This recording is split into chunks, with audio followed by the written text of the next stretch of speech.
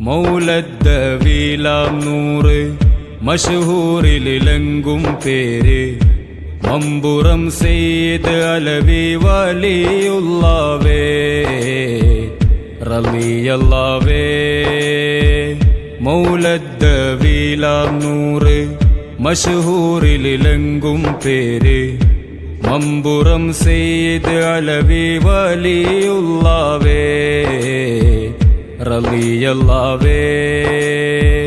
പതിയമനിൽ നിന്നും വന്ന നിധിയല്ലോ പുണ്യവലിയേ തിങ്കളെ ഹക്കിൻ പൊരുളെ കുത്ബുസ്സമാൻ കുത്ബുസ്സമാൻ.